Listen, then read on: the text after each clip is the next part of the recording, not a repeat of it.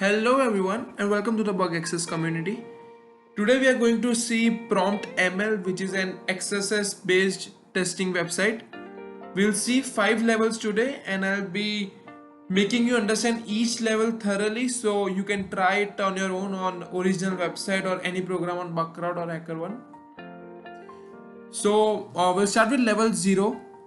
Now we'll just try our input and we'll see where it is, how it is loaded. So you can see here input type text and value is hello. Now there's an easy one. We can see here that the tag input tag is closing with double colon, double quotes and triangular bracket, right? So we'll just over this. Now you can see the value here is completed, the value is null, and this part we don't have to care about. Now we'll open a script tag and I'll close the script tag. Here we'll do alert 123 and you can see here there's a pop-up saying alert 123. This is an very rare case. You won't get this easy on the original website. So this was the level 0. Now we move to level 1. So now the level 1, we'll see how it is encoded and how things are going on. Yes, so we can see here that my input value is directly reflected in between the article tag. So first we'll try writing script. Okay, so now you can see here my script tag is being removed here. So I can't place a script tag in between article tag, so I need to find some other way to run my script. So I'll try SVG here, which is scalable vector graphic, and we'll try if this is working.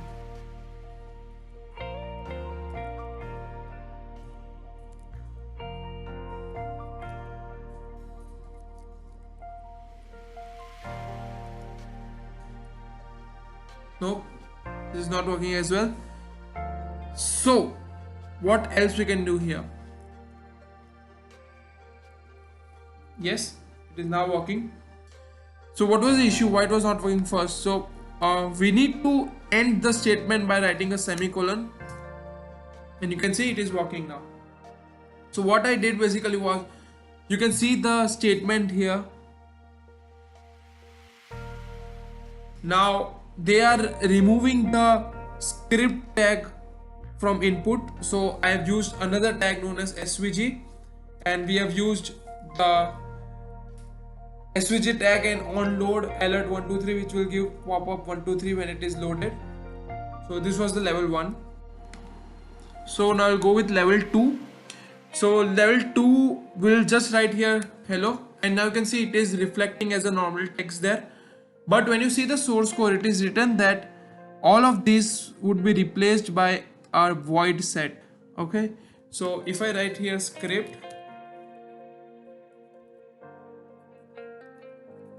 alert 123 and close in script, so you can see in HTML source code down there that my closing bracket was removed and thus my script was not working.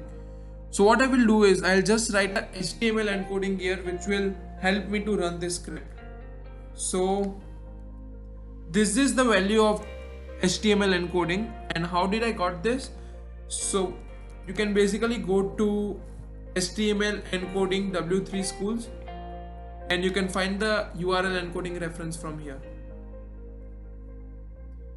So I'll replace the closing bracket with this, but my script is still not working. Now this is an important point. Whenever the input is reflected as a normal sentence without any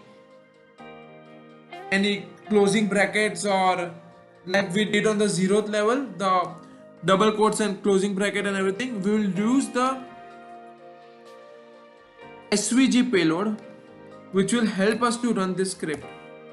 See, so takeaway for level 2 is whenever your script is reflecting back as a normal text, you need to use the SVG payload. So now the level 3. Now you can see here that whenever I write something, it is basically between the HTML comment tags. Okay, from the source code you can see it is between the comment tags. So this is an easy one. I'll just write this. So this will complete the comment tag here, and after that whatever I write,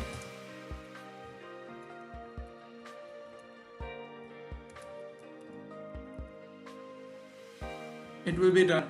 Okay, so it will be executed normally. We don't have to care about this part, it is completely fine. So we'll just end the comment tag and our script will be executed. So now we are on level 4, and this is a tricky one here. So whenever I write here hello, it will give me invalid resource. I will write anything here, it will give me invalid resource. If I write here payload,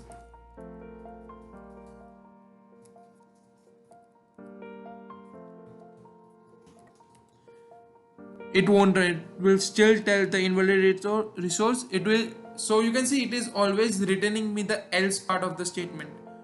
So here basically they are expecting us to write the URL. We can see that from the source code.